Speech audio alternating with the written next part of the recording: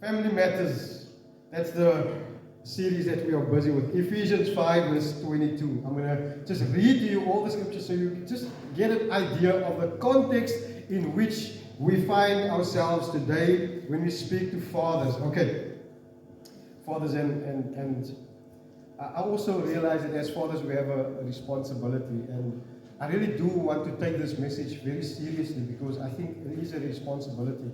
I'm so mindful that my son is going to follow in my footsteps. He doesn't have to be a pastor. He doesn't have to be involved in ministry. He doesn't have to do any of those things. But he does have to follow Christ.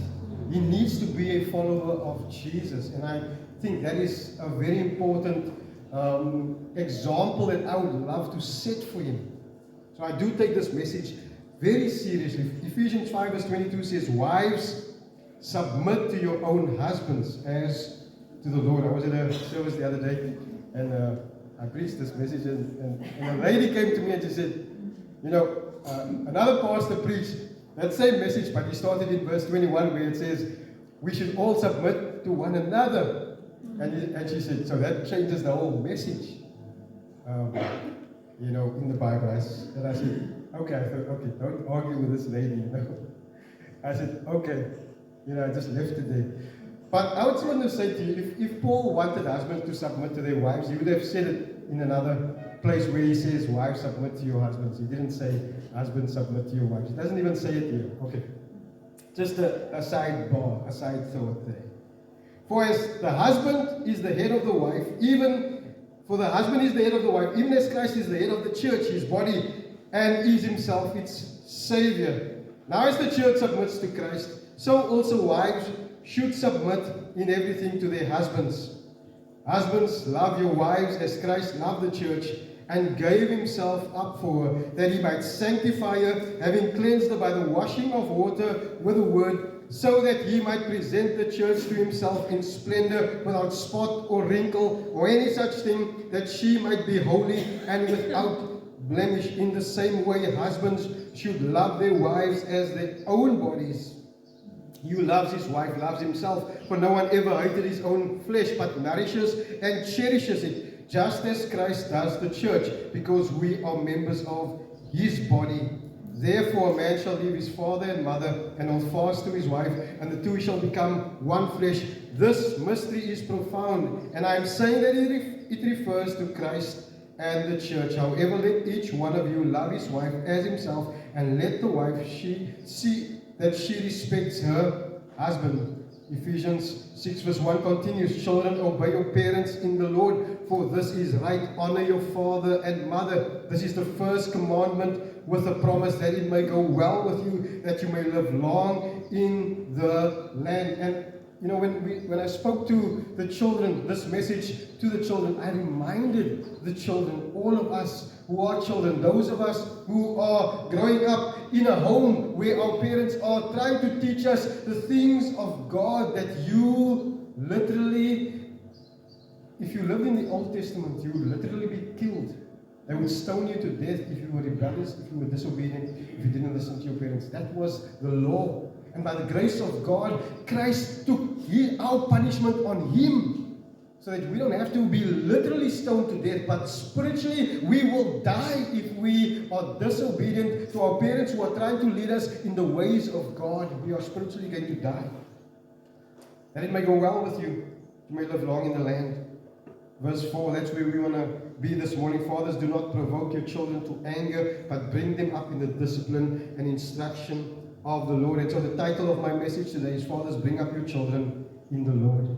Fathers, bring up your children in the Lord. That is important that you remember that.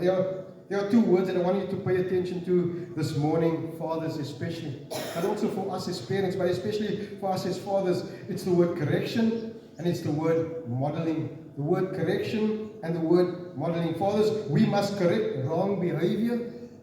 That's what we must do, and we must model right behavior. We must correct wrong behavior, and we must model right behavior. You can't tell your child, you must do what I say, don't do what I do. It doesn't work. Father's discipline is about correcting wrong behavior and about modeling right behavior. Do not provoke your children to anger, but bring them up in the discipline and instruction of the Lord. You see, Paul is writing in Ephesians to the church. But then in chapter 5, he's writing to the home, to the family.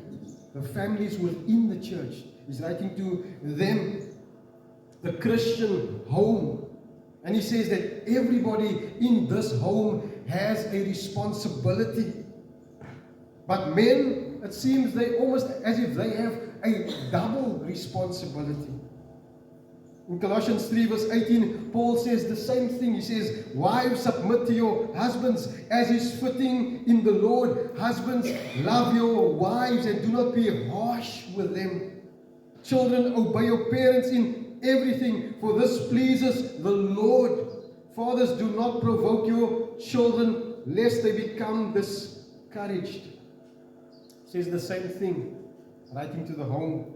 Last week, our mission team, they came back from their outreach in Namibia, and they shared their experience. And you know, one of the things that they highlighted, many of the guys who shared, they highlighted the poverty in Arawa compared to the situation in Atlantis.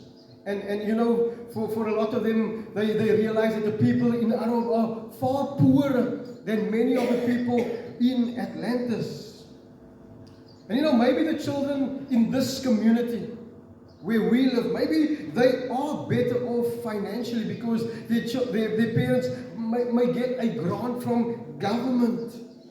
Well, not always are they better off financially, but maybe they are better off, but spiritually concerned, emotionally, physically. Many of the children in this community are just as neglected and broken and abused and discarded as in many other places in the world. You look at the children on a Friday when they come to church to collect, to get some food, when they sit here. Some of them look like they come from a good home, but a lot of them, you can see the anger, the frustration, this is something different about so many of them. Having money or having no money means absolutely nothing if you are spiritually, emotionally, and physically broken on the inside and on the outside. And so Paul spent the first 4 chapters of Ephesians talking to the believers about unity.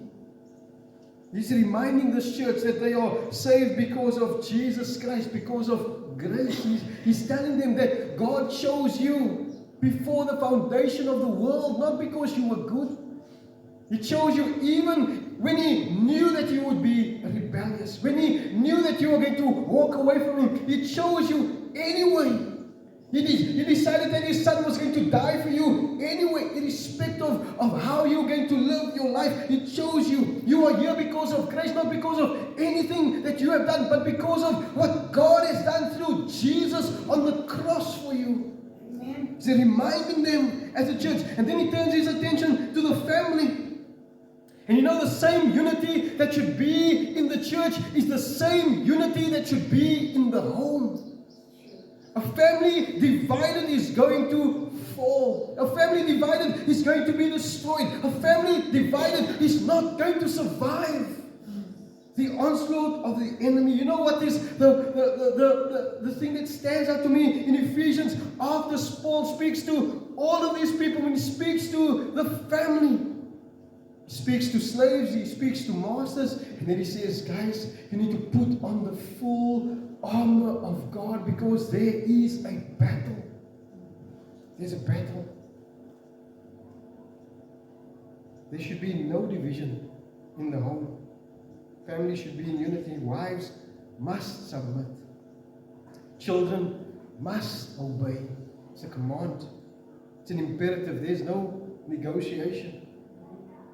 Men, firstly, husbands. Secondly, fathers. Men have almost a double responsibility, double accountability. They are husbands and they are fathers. The responsibility as a husband Paul says, love your wife, don't be harsh with her in Colossians. As a father, don't provoke your children to anger. Bring them up in training and the discipline of the Lord. Men, husbands, fathers, we have a great responsibility. We have a huge responsibility. And yet in this world we have single fathers. We have many single fathers. And that's the problem. That is a problem. We have too many single fathers. Because the fathers that Paul are writing to are not fathers who are supposed to be unmarried. Fathers are not meant to be unmarried.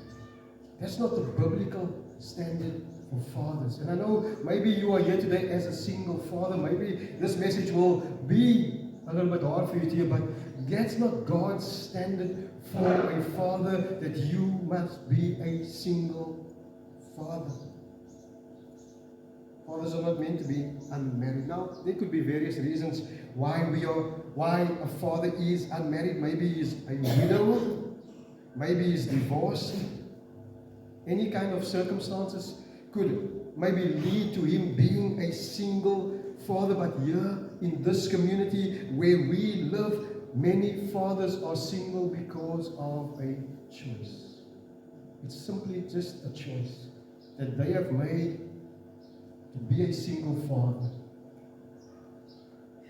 Fathers, single and unmarried, most likely you are contributing to the problem that we have in the world today. Paul is not writing to unmarried or single fathers. Paul is writing to the fathers who are supposed to be the husbands who are supposed to love their wives. That's who he's writing to. He's not writing to single fathers. Because fathers, we must model the right behavior. And we must correct the wrong behavior.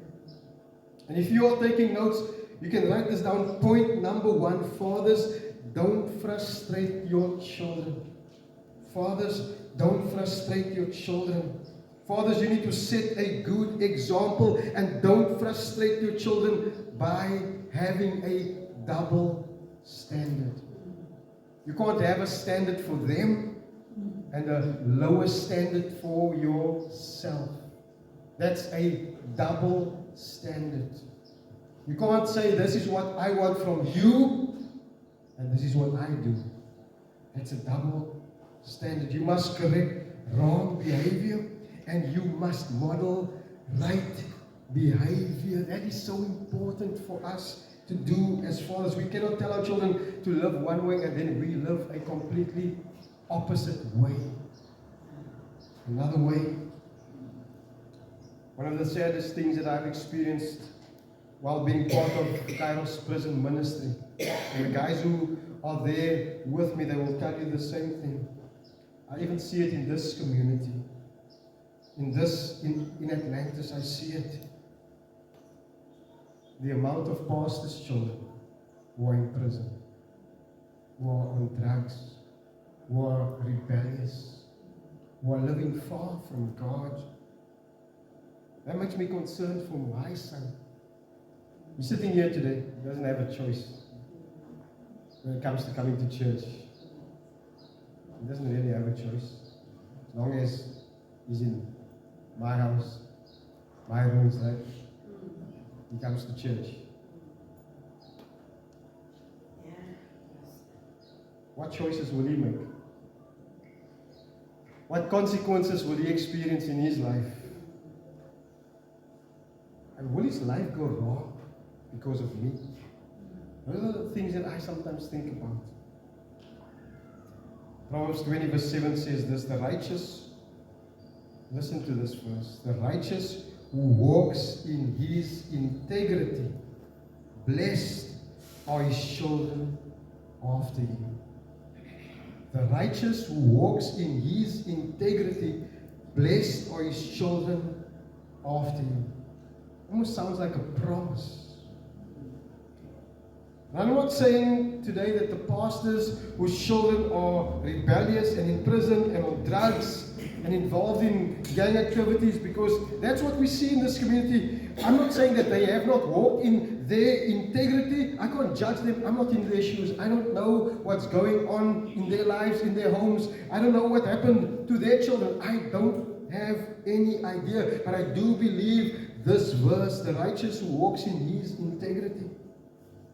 In other words, who lives in an honest way, in a moral way, with strong moral values. Blessed are his children after him. And so I do believe that the way I live my life in God's righteousness will have a positive impact on my son. Proverbs 15 verse 32 says, the fear of the Lord is instruction, and in wisdom and humility comes before honor. And so it reminds me, if I want my child, my son to serve God, then I must humbly serve God first. That's what I must do. That is instruction in wisdom. That teaches your children the wisdom of serving God. They see you serving God.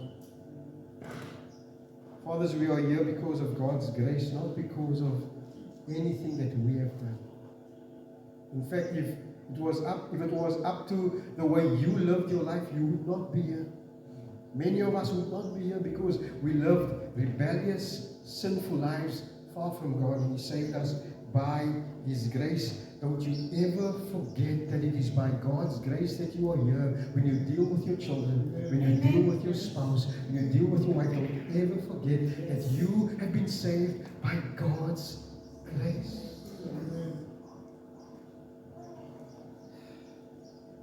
So you have to set a good example. You have to live out the grace of God that is in your life. You live it out. That's instruction in wisdom. There are 2 examples in the Old Testament. There are probably a few others.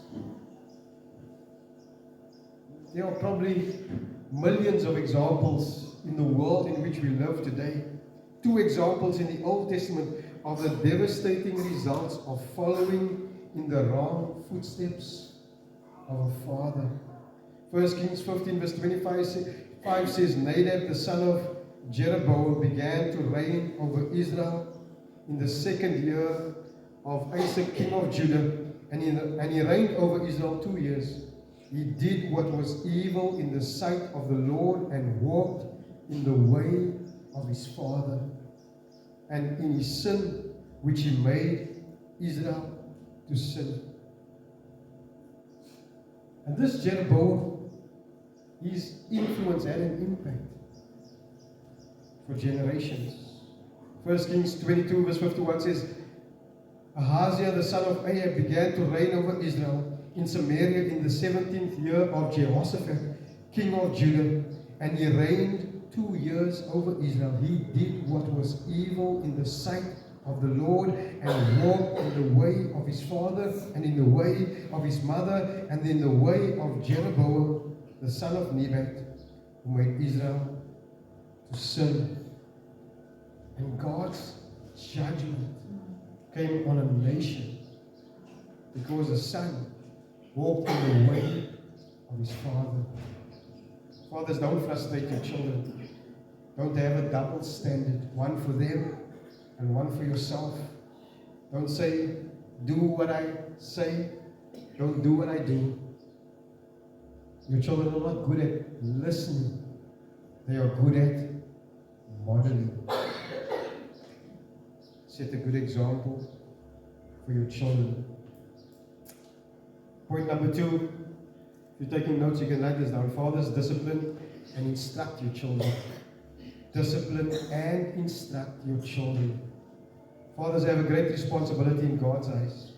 You have to discipline and instruct your children. And so I want to read a few verses from the Bible to you this morning, fathers. Single fathers, mothers, I want you to listen carefully. Proverbs 13 verse 24 says, whoever spares the rod hates his son. Whoever spares the rod hates his son.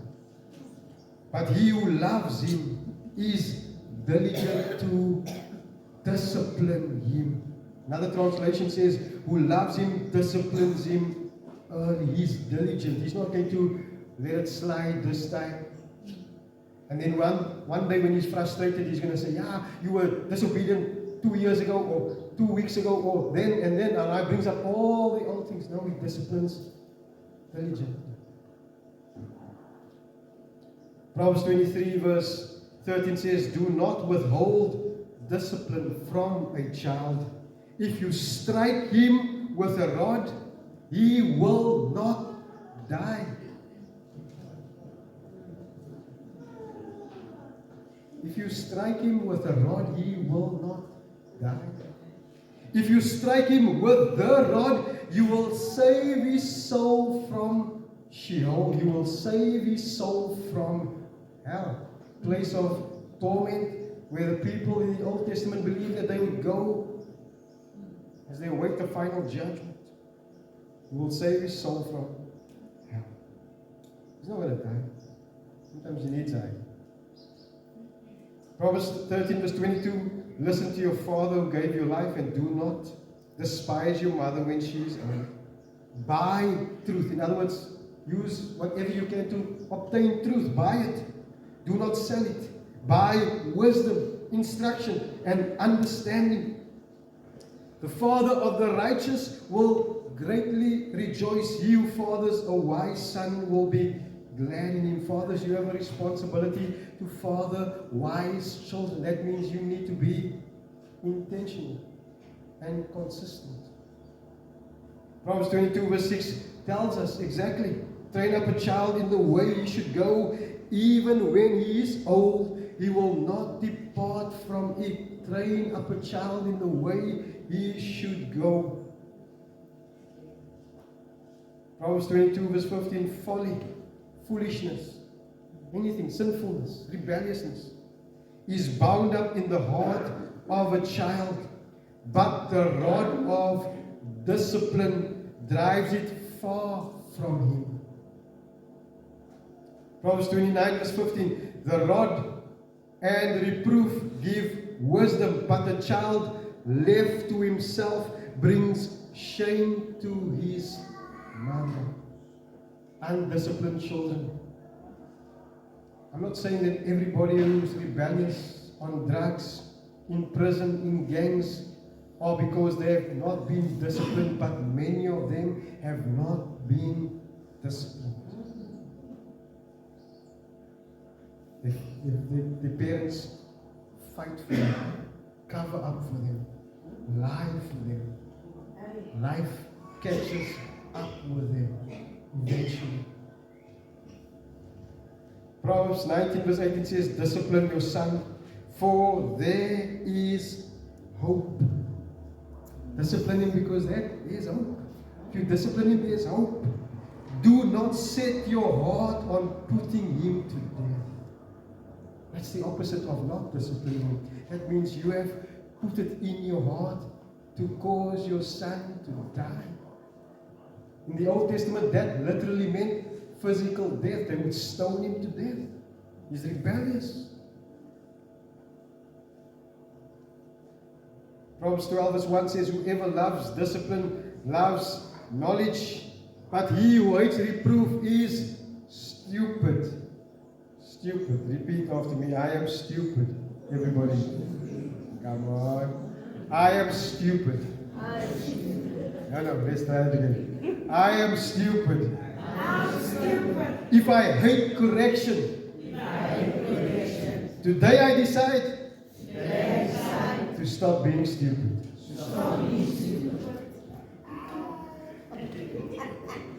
Fathers, we must be consistent in our continuous discipline and instruction of our children in the Lord. We must be consistent in continuous discipline and instruction in the Lord. Deuteronomy 6 verse 4 says, hear, O Israel, the Lord our God, the Lord is one. You shall love the Lord your God with all your heart, and with all your soul, and with all your might. And these words that I command you today shall be on your heart. You shall teach them diligently to your children, and shall talk of them when you sit in your house, when you walk by the way, and when you lie down, and when you rise.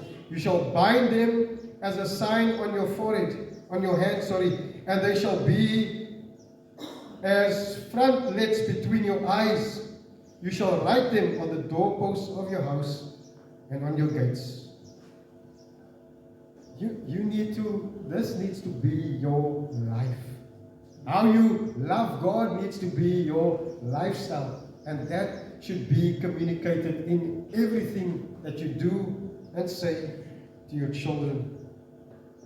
Fathers, don't frustrate your children. Don't have double standards.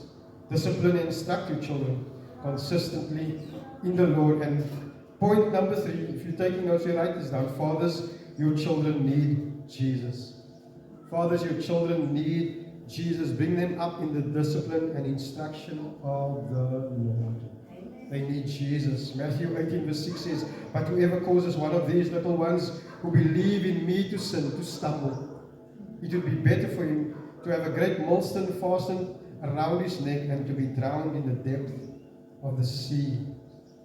Fathers, whether you are a Christian or not, whether you say, I believe in Jesus or not, doesn't matter. You are going to be held accountable before God one day as a father.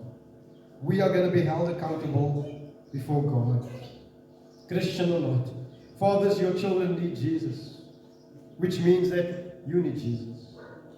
You see, you can't bring your children up in the training and the discipline of the Lord if you don't know the Lord. How are you going to show your children to love the Lord, to follow the Lord? You don't know the Lord. You need the Lord. You need Jesus so that you can lead your children to follow Jesus. You need Jesus. And if you are a single father, that means you are already part of the problem. You even need Jesus more than the rest of us. Because you have created a situation that's going to be even more difficult for you to lead your children to Jesus. You're going to need Him more than anybody else. You're going to need Him more than ever to make an impact in the life of your child. You're part of the problem. You need Jesus. Your children need Jesus. You know, we grew up in a pastor's home. Pastor's kids, right? The naughty ones, they say. Pastor's kids. Pastor's kids. We didn't have everything. My dad gave up his job to go full-time into ministry, which means he lost a lot of his income. So now we didn't always get new things. We didn't always get new clothes. Our clothes maybe were passed on from family, uncles, or shoes, whatever. That's how it was for a long time. And sometimes you might think as a child, that's not what I want. I want something that says something, with a name brand or something that, like my friends, I want that. Yes. Maybe that's what we want.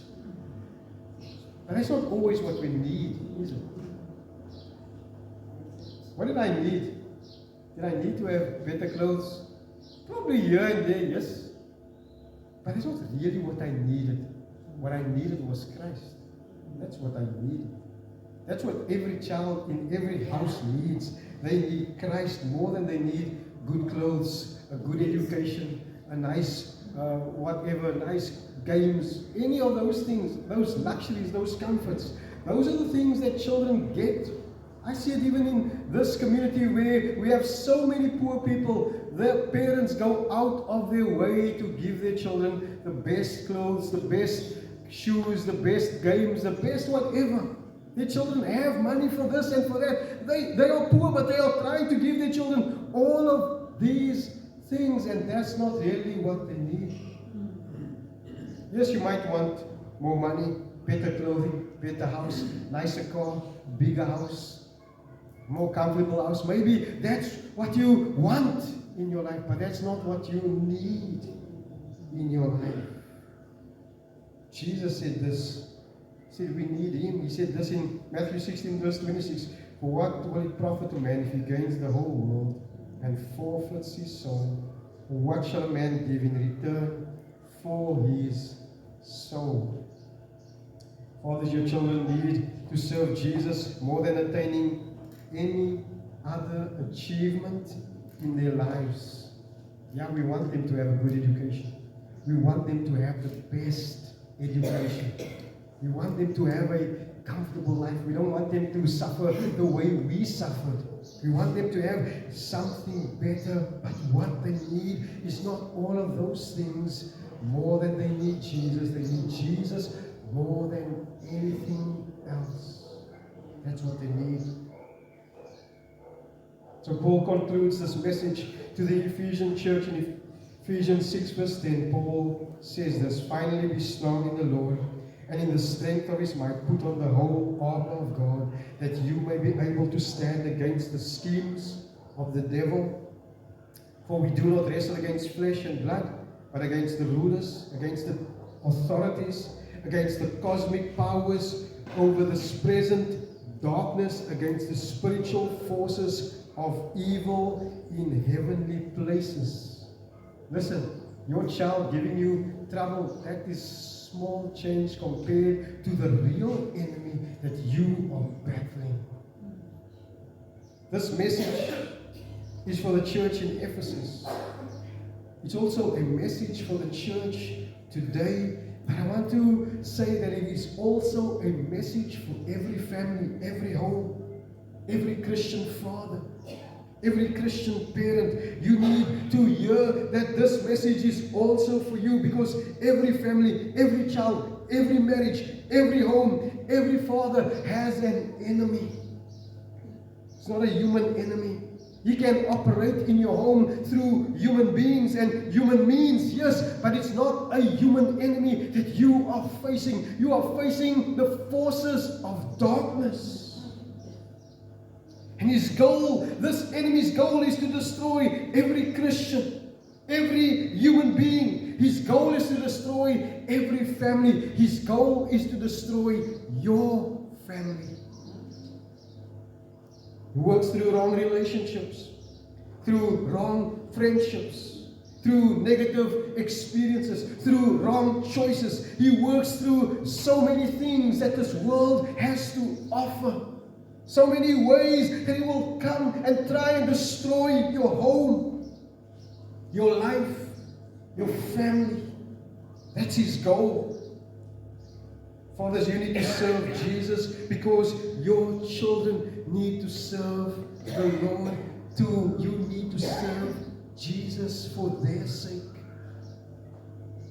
Proverbs 14 verse 26 says, in the fear of the Lord one. You could also say a father has strong confidence and his children will have a refuge. In the fear of the Lord, a father has strong confidence and his children will have a refuge. Fathers, we correct wrong behavior. We model right behavior. We model Christ-like behavior. And our children will have a refuge. Even if they go astray, even if they make wrong decisions, even if they make wrong choices, somehow God can bring them back. Train up a child in the way he should go, and even when he is old, he will not depart from it. Let's pray. Amen.